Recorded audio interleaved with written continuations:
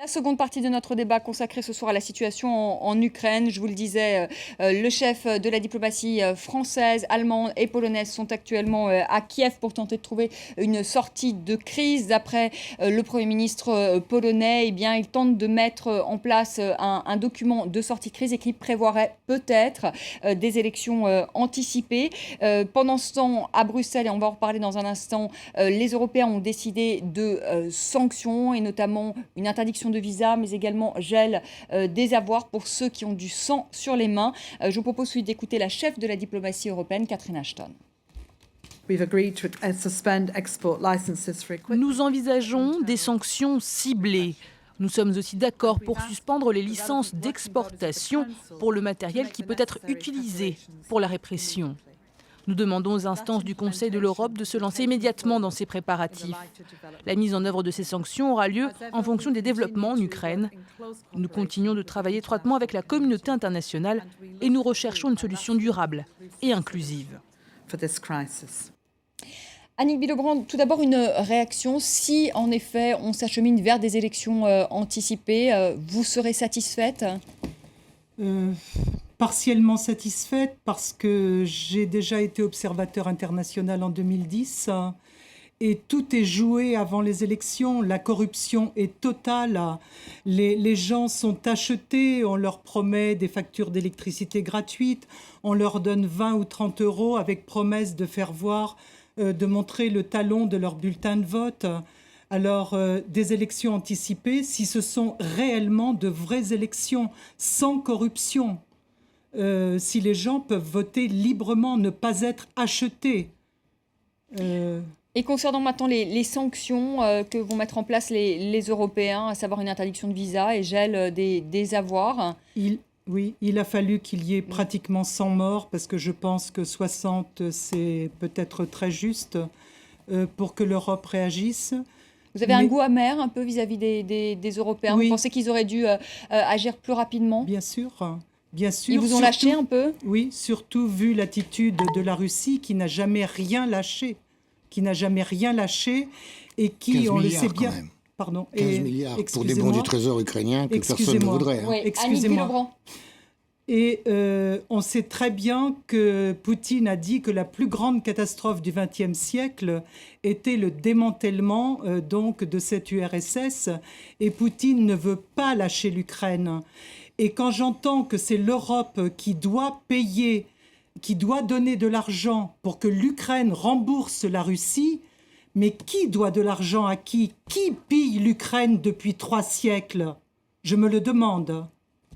Dimitri de Koshko, la Russie pille l'Ukraine depuis 3 siècles ? Non, je crois que c'est des raisonnements un peu absurdes. Mais en revanche, sur les élections, mais c'est une thématique nationaliste ukrainienne qui est absolument absurde. Vous savez très très bien. Vous savez très très bien. Et ingérante. N'allez pas dire. Enfin, l'Ukraine et la Russie sont assez liés quand même historiquement, et je ne pense pas qu'il puisse y avoir un pillage de l'Ukraine par la Russie. Et quand l'Ukraine a souffert du stalinisme, la Russie en a souffert au moins autant. Donc, vous savez, nous avons eu 8 millions de morts avec le génocide de Staline. Mais dans la vallée de la Volga, il y a eu autant de morts à cause de la famine. Donc, n'allez pas dire que cette famine n'était que en Ukraine. Il y en a eu malheureusement partout. On ne s'entend plus là. Et en plus, cette famine a été organisée, y compris par des Ukrainiens, un des plus connus étant Khrouchtchev, par exemple. Donc voilà. Pour ce qui est des élections, effectivement, ça pose un vrai problème. Élections anticipées. Aujourd'hui, des élections anticipées. C'est d'abord, est-ce que quelqu'un est en mesure d'organiser ces élections anticipées ? Ce qu'on disait tout à l'heure, c'est-à-dire, y a-t-il des dirigeants de l'opposition qui sont encore capables d'avoir des manettes suffisantes pour arriver à organiser les élections ? Ça, c'est un premier point. Et est-ce que la machine d'État elle-même est capable de le faire ? Parce que, par exemple, dans les provinces de l'Ouest, tous les organismes d'État, tous les bâtiments d'État sont occupés par des révolutionnaires. Enfin, on imagine donc, bien que s'il y a un vers accord, où on va mais aller Dimitri Koshko, on imagine bien que s'il y a un accord et trouver entre le pouvoir et l'opposition qui vont peut-être évacuer ces bâtiments et permettre l'organisation. Hier, j'aurais été d'accord avec vous. Aujourd'hui, je crois qu'on est rentré dans une autre logique et qu'il va y avoir des gens qui vont apparaître, comme dans tous les mouvements révolutionnaires, qu'on ne connaît pas encore ou qui sont, que certains connaissent sans doute, mais pour l'instant qu'on ne connaît pas vraiment encore. Quant aux élections, des radicaux, vous pensez ? Effectivement, des radicaux, ça sera sans doute parmi les radicaux parce que c'est les plus organisés, les plus cohérents, et peut-être certains d'entre eux sont aidés aussi. Ça c'est très possible. Par ceux qui ont intérêt par ceux qui ont intérêt éventuellement à Torniquet créer Gordaz dit que c'est le complot. Non, c'est pas une question de complot. C'est pas une question de complot. C'est pas moi qui ai écrit Le Grand Échiquier de M. Brzezinski, qui expliquait bien qu'il fallait faire éclater l'URSS, puis la Russie, de façon à éviter que ce énorme ensemble puisse se permettre de dire non à l'Empire américain. C'est pas moi qui l'ai écrit. Que M. McCain, qui n'a pas grand-chose à voir avec l'Europe, se promène sur le Maïdan pendant qu'il y a effectivement des manifestants, en ajoutant bien de l'huile sur le feu, je pense pas que ce soit une invention ou un complot. Maintenant, je reviens aux élections, si vous permettez, parce que c'est vrai qu'il y a de la corruption, c'est vrai que ça gênera des élections, mais le processus électoral en Ukraine, notamment sous Yushchenko, par exemple, n'oubliez pas que dans l'est de l'Ukraine, on a créé très peu de bureaux, et ça, j'en suis témoin, j'ai vu ça. Il y a eu des bureaux qui ont été réduits en nombre, de façon à ce que les gens fassent des queues énormes, et notamment les personnes âgées qui ne tenaient pas forcément le coup. On leur a changé leur nom de famille sans même les prévenir. C'est-à-dire que des noms qui sonnaient russes, on les a traduits en ukrainien. Ça fait qu'il y a des gens qui ne savaient même pas comment ils s'appelaient. C'est comme si en France, si vous voulez, on allait prendre un monsieur qui s'appelle Abdul Haq, par exemple, on allait l'appeler serviteur de la vérité. Mais vous vous rendez compte le scandale qu'on aurait en France ? Bon, et en Ukraine, c'est passé inaperçu, personne n'a protesté. Torniquet Gordaz. Quelques mots sur le complot mondial contre est-ce la que les Russie. Ukrainiens, est-ce que la question qu'on peut aussi se poser, c'est que ces manifestants de Maïdan, ils sont aussi armés, quand même, pour certains. Non, pas du tout. Non. On a quand même vu des fusils, fusils de chasse Attendez, dans les reportages. Au bout de 3 mois, lorsque vous avez de la violence d'un côté, vous avez des gens, vous ne pouvez pas empêcher après certaines personnes de se défendre et d'avoir des... Évidemment, ça décrédibilise, encore une fois, une partie. C'est ça qui est utilisé, mis en avant. Si vous regardez la télévision russe, 24 heures sur 24, vous ne voyez que ça. Quelques images avec des personnes qui ont des pistolets ou des fusils de chasse, etc. Alors donc, évidemment, ce sont ces images qui sont recherchées. Et ce sont des images qui sont recherchées pour décrédibiliser tout le reste. Et ça, les leaders de l'opposition ukrainienne ont également conscience que c'est un problème. Deux petits points. Complot contre je ne sais qui, d'ailleurs, contre la Russie ou contre M. Yanukovych. D'abord, M. Brzezinski ne décide pas de la politique américaine ou mondiale. C'est un homme qui est un think tanker, qui écrit des livres, et il ne sait pas lui qui est au département d'État ou à la Maison-Blanche, premièrement. Deuxièmement, M. McCain non plus ne décide pas de la politique américaine. Et le gouvernement actuel américain a été extrêmement modéré, très modéré, même trop modéré d'après certains, avant de condamner. C'est seulement aujourd'hui où M. Obama a dit quand même directement qu'il avait des divergences de vues extrêmement importantes avec M. Poutine. Et c'est la première fois qu'il dit ça, au bout de 3 mois d'une crise extrêmement grave. Donc revenons sur les élections. Oui, les falsifications. Les élections en Ukraine se déroulent... Il y a des pays où on falsifie plus, pour être honnête, qu'en Ukraine. Les choses, il y a évidemment des manquements, des achats de votes, etc. Mais les élections libres sont possibles et honnêtes sont possibles dans ce pays, parce qu'il y a un vrai pluralisme. S'il y a des commissions de vote qui sont mixtes, et c'est là où notre problème se situe, si l'opposition arrive à se mettre d'accord, et ça doit faire partie des négociations avec le pouvoir, pour avoir une représentation équitable des représentants des partis de l'opposition et des représentants du parti de M. Yanukovych dans les commissions de vote. Et aussi avoir autant d'observateurs étrangers que possible, pour avoir un résultat à peu près... Y a-t-il des opposants aujourd'hui capables de faire ça ? C'est ça le problème. Bien sûr, vous avez des partis politiques qui existent en Ukraine. À condition justement, dire qu'il n'y a que les radicaux qui tirent sur la police, c'est ça l'opposition ukrainienne. C'est là où se situe justement ce glissement qui est extrêmement dangereux. Dire qu'il n'y a plus d'opposition, il n'y a que les gens armés. C'est de décrédibiliser les partis qui existent depuis longtemps, qui sont dans la rada, qui ont une représentation révolutionnaire, c'est ça le problème. Allez, cette dernière Klitschko, information. Yatsenko ont perdu le contrôle. visiblement. Le Premier ministre polonais Tusk, qui dit que le document qui est négocié actuellement à Kiev par les ministres de l'Union européenne, Tusk donne un brin d'espoir et qu'il y aura de longues, très longues négociations cette nuit. Rumiana Ugarszynska, si j'entends bien, alors les élections anticipées, oui, mais alors se pose la question de la fraude derrière. J'ai envie de vous dire, on a l'impression qu'on ne voit pas le bout du tunnel quand même. Hein. Bien, on ne voit pas le bout du tunnel parce qu'y compris ce qu'on entend ce soir et ce qu'on entend dans ce qui se passe actuellement est le résultat de l'ingérence des uns et des autres et de cette espèce de confrontation qui a lieu entre l'Est et l'Ouest sur le dos de l'Ukraine et qui fait qu'aujourd'hui, eh bien, on a fini par arriver à une situation où et les uns et les autres ont joué aux apprentis sorciers et ont rallumé des haines qui sont des haines séculaires hein, entre l'Est et l'Ouest de la Russie, entre la Russie chrétienne orthodoxe, l'Ukraine chrétienne orthodoxe, l'Ukraine catholique est plutôt proche des Polonais. C'est vraiment une confrontation qui dure depuis très longtemps. On n'a qu'à relire Gogol et on verra que peu de choses ont évolué depuis. Donc, on est en train de rallumer cela et c'est vraiment extrêmement dangereux. Il ne faut surtout pas en arriver là. Les élections, pour le coup, oui, ce sera un test important, mais effectivement, dans un pays comme l'Ukraine, comme dans beaucoup d'autres pays de l'espace de l'Est européen, où on croit qu'on a des élections libres, démocratiques, oui, les élections sont manipulées. Les médias sont tenus par ces mêmes oligarques qui vont laver les cerveaux des gens, qui vont utiliser leur fortune au service de telle ou telle politique pour acheter les votes.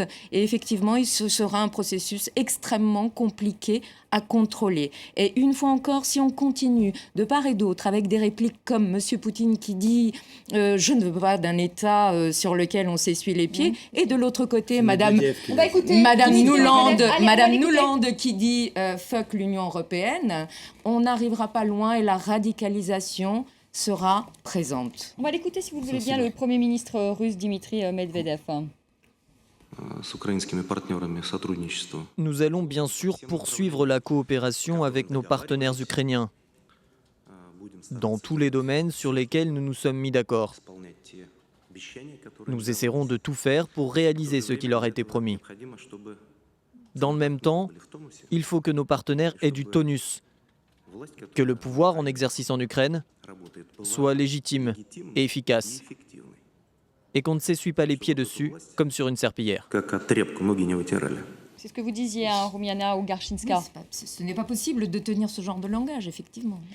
Annick Bill-Aubran, donc on a le scénario donc des élections là anticipées. C'est donc un scénario qui, voilà, c'est la question que je posais tout à l'heure à Rumiana. On voit pas le bout du tunnel. Est-ce qu'il y a un risque de partition aujourd'hui du pays? Non. Parce que finalement, si j'écoute Rumiana Ugarszynska, elle dit il y a l'Ouest qui est plutôt tourné vers l'Union européenne, et on a ensuite l'Est et le Sud qui est plutôt russophone. Est-ce qu'il n'y a pas ce risque de partition? Non, c'est ce que cherche Poutine en fait. Poutine, ce qui l'intéresse, c'est il veut se débarrasser de la partie occidentale qui était occupée par la Pologne. Et Poutine, ça le dérange beaucoup, cette Ukraine qui est la première à se rebeller par son histoire et son passé. Et en fait, il cherche une partition de l'Ukraine. Il ne l'aura pas. Il y a des morts à Khmelnytsky, il y a des morts à Odessa. Et les Ukrainiens de l'Est sont en train de se lever. Mais comme ce sont des villes moins importantes, il est beaucoup plus facile de réprimer... Oui, oui, que Kiev, je voulais dire. Donc, il est beaucoup plus facile, et ce sont des gens qui sont beaucoup plus terrorisés par la répression et qui n'ont jamais connu de liberté, disons. Et il est beaucoup plus facile de les réprimer et les gens ont davantage peur. Mais disons que la soif de justice, comme disait cet avocat qui avait une fourche, l'emporte sur la peur. Et il a dit « je me battrai ». Tornike Gorgaz, est-ce qu'il y a un risque aujourd'hui de partition du pays? C'est quelque chose qui est absolument à éviter. Je pense que tout le monde veut éviter ça. C'est à éviter, mais est-ce que le risque existe? Le risque, je ne dirais pas une partition en deux. Il y a des problèmes en Crimée. Il peut y avoir des problèmes dans certaines régions le plus orientales de l'Ukraine. Mais je voudrais vraiment nuancer cette problématique de division. D'abord, il n'y a pas de division catholique-orthodoxe. Ça, c'est pas vrai parce que le patriarche de l'Église orthodoxe, le patriarcat de Kiev, Filaret, a soutenu Maïdan dès le début. Donc là, vous avez à peu près plus de la moitié des orthodoxes ukrainiens, plus les catholiques, plus les grecs uniates, ils sont pour Maïdan. Ça, c'est une première chose. Ensuite, ces divisions Est-Ouest, vous avez à Kiev, la langue que vous entendez le plus sur Maïdan, je dirais, pas plus peut-être, mais 50-50. Vous entendez autant parler les gens russes que ukrainiens, parce que beaucoup d'Ukrainiens sont aussi russophones. C'est une question d'identité nationale qui n'est pas uniquement fondée sur la langue. Vous avez, que c'est comme en Irlande, les nationalistes irlandais parlent anglais. Donc en Ukraine, dire que, je ne sais pas, un tiers ou 25% des Ukrainiens sont russophones, ça ne veut pas dire qu'ils ne se sentent pas ukrainiens. Donc il faut vraiment nuancer ces propos. Enfin, il n'empêche que, pour ce qui est de ça, moi je pense que le risque existe sans doute. Il est souhaité par personne, y compris par les Russes et même par Poutine, que je sais est très très méchant, mais enfin quand même, celui-là, ça, il ne le souhaite pas forcément. D'autre part, à Odessa, par exemple, c'est vrai, oui, il y a eu des incidents, mais c'est des gens favorables à Maïdan qui étaient venus visiblement d'ailleurs, qui se sont fait rosser hier par des anti-Maïdan. La Rada de Crimée a plusieurs fois fait des déclarations déjà en disant qu'elle allait se sentir libre de son sort s'il y avait un renversement non constitutionnel à Kiev. Et la Crimée, comme vous le savez, a été donnée par Khrouchtchev en 1954 à l'Ukraine, ce qui n'a pas toujours été accepté par tous les habitants de Crimée, même si après 91, ils ont fini par se concilier la chose et à l'accepter. Mais il n'empêche que la tension existe. Bernard-Henri Lévy disait aujourd'hui, Dominique de Villepin, pardonnez-moi. Non, c'est pas pareil. Oui, c'est pas pareil. Oui, excusez-moi. Oui, c'est un lapsus. Dominique de Villepin, donc ancien ministre des Affaires étrangères, a écrit une tribune aujourd'hui dans le Figaro en disant que c'était pas à l'Union européenne d'être sur les barricades et que finalement la résolution de la crise passera par une médiation entre l'Union européenne et la Russie. Est-ce que vous êtes d'accord avec ça ? La Russie a proposé au moment du partenariat, et y compris aujourd'hui ici à Paris, par la bouche de M. Shokhin, c'est le président du MEDEF russe. Il était ici pour une rencontre économique qui était organisée par le dialogue franco-russe ici. Eh bien, il a dit « Nous sommes pour une négociation à 4, c'est-à-dire entre l'Union européenne, l'Union douanière là, du Kazakhstan, Russie, Arménie, Biélorussie, Ukraine et Russie », pour voir comment on fait pour essayer d'établir une zone de libre-échange et pour arriver à ce qu'il y ait un partenariat avec l'Union européenne et la zone de libre-échange existant actuellement avec la Russie et la zone de libre-échange qui puisse être maintenue, mais qu'on ne rentre pas dans un autre schéma où l'Ukraine rentre en partenariat, arrive à importer des biens de l'Union européenne, les revend en Russie sans aucun droit et du coup fausse tout à fait les jeux de concurrence qui sont pour l'instant préservés par rapport à l'entrée à l'OMC, etc. Enfin, Omiana Ogarchinska, la résolution de la crise va passer, vous pensez, justement par une négociation entre les Russes et les Occidentaux, enfin les Européens ? Ça a été refusé par l'Union européenne, pardon. Alors, on ne peut pas discuter d'un pays entre deux tiers. Ce n'est pas possible sans que ce pays ne soit partie prenante. Enfin, ça, c'est un préalable.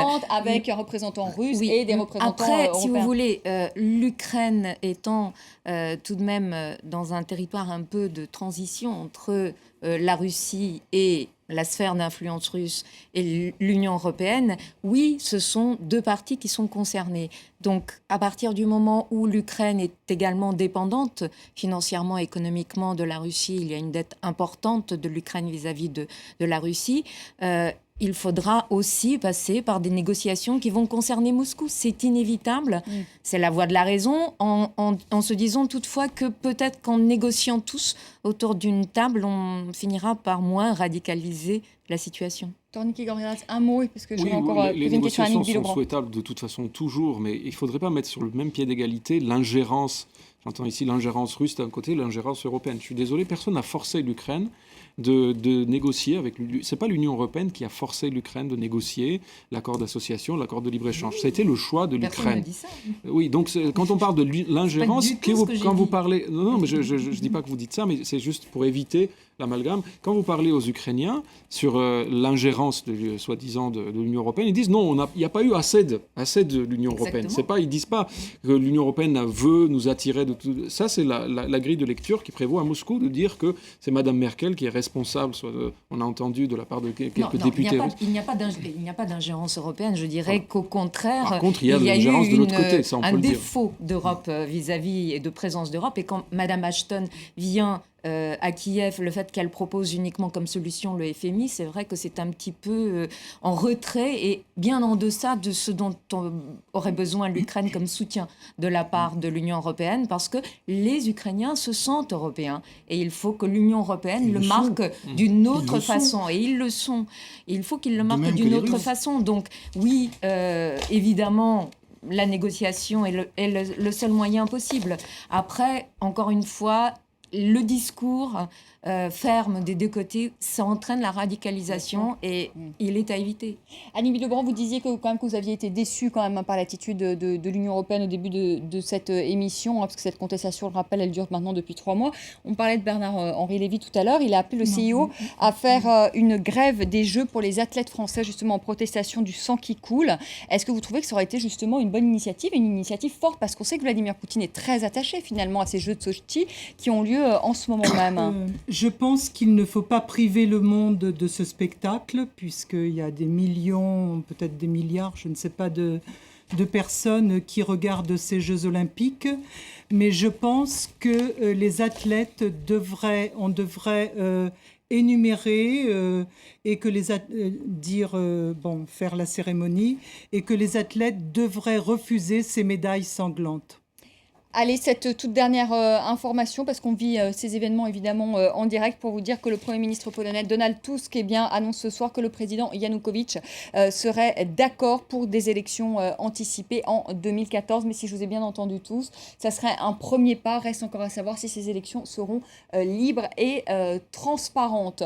Merci beaucoup. Vous voulez dire quelque chose ? Je peux vous dire, oui, pour un mythe fondateur, pour faire plaisir à madame, on peut dire qu'aujourd'hui, l'Ukraine est dans la situation d'un village de Cosaques Zaporog, où on a tout détruit, on ne sait pas ce qui va se passer, mais on va y aller. Voilà, et on aura évidemment l'occasion d'en reparler sur le plateau. Merci à tous les quatre. Vous restez avec moi. Je rejoins Karim. Karim, bonsoir. Vous avez pris un peu de retard ce soir. Bonsoir. Sur les réseaux sociaux, on reparle évidemment de ce qui se passe actuellement en Ukraine. Et on en parle et on partage notamment cet article publié sur le site du Monde, signé de Piotr Smolar, qui est le correspondant du Monde. Et il se fait l'écho de l'appel d'une femme qu'il a croisée dans la rue, qui dit « Montrez ce que Yanukovych et Poutine font à notre peuple ». Le président russe étant clairement désigné comme responsable de ce qui se passe du côté de l'Ukraine. Et puis, il y a aussi ces deux prêtres qu'il a croisés dans la rue et qui prient pour ce qu'ils appellent des martyrs, ou encore ce jeune homme de 27 ans qui ne vient pas de Kiev, qui est venu de Lviv, une ville à l'ouest, et qui dit « J'espère que ma femme est fière de moi », alors que son oncle est mort à côté de lui, abattu par un sniper. Et puis, sur Twitter, on partageait aussi ce dessin relayé par le site de France Info, Poutine, médaille d'or des épreuves antiterroristes en Ukraine, très partagé aujourd'hui sur les réseaux sociaux. L'inquiétude relayée par le site Géopolis qui évoque ces curieux ultras dans les manifestations, en évoquant ces hooligans d'extrême droite qui se sont mêlés aux manifestants et qui sont totalement hors de contrôle, parfois armés avec des armes à feu. Une inquiétude réelle dont on a déjà parlé à plusieurs reprises ces dernières semaines.